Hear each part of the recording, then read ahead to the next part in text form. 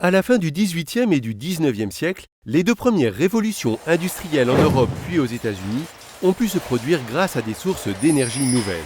Ces énergies étaient basées sur l'exploitation massive des ressources en charbon d'abord, puis du pétrole et du gaz à partir de la deuxième révolution industrielle.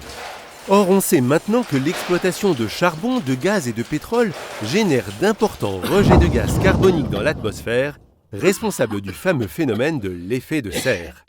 Cet effet de serre a entraîné une hausse des températures moyennes sur Terre de quasiment 1 degré Celsius par rapport à la période pré-industrielle. Les experts qui se sont penchés sur cette question sont catégoriques. La poursuite d'un mode de production basé sur l'utilisation de ces énergies fossiles provoquerait une hausse des températures moyennes d'au moins 1,5 degré Celsius d'ici 2050 et de plus de 3 degrés Celsius d'ici la fin du XXIe siècle. Bien plus, si rien n'est fait pour la stopper, cette hausse des températures entraînerait un dérèglement climatique mondial de grande ampleur aux conséquences désastreuses pour l'environnement et qui pourrait remettre en cause à terme la présence de la vie sur Terre. Pour ralentir ce processus de réchauffement climatique, l'une des solutions consiste à remplacer progressivement l'exploitation des énergies fossiles génératrices de gaz à effet de serre par des énergies renouvelables, appelées aussi énergies vertes. Ces énergies qui ne rejettent pas ou très peu de gaz carbonique dans l'atmosphère ont la capacité de se renouveler naturellement, contrairement aux énergies fossiles qui ne sont disponibles qu'en quantité limitée. 5 sources d'énergie renouvelables peuvent être ainsi exploitées.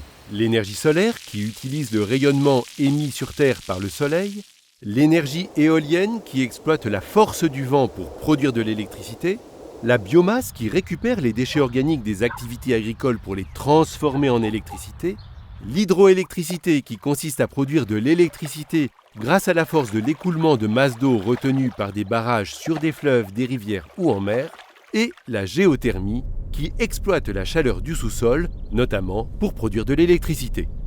Décarboner la production énergétique, c'est donc le fait de recourir à l'utilisation de ces énergies renouvelables en remplacement des énergies fossiles pour produire de l'électricité ou de la chaleur.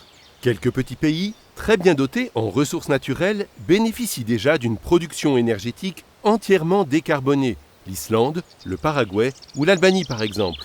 Mais dans la plupart des pays développés et en Chine, on est encore loin du compte.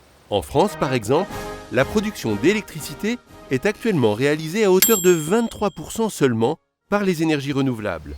L'objectif est de parvenir à un taux de 40% d'ici 2030. Et oui, c'est long de se décarboner.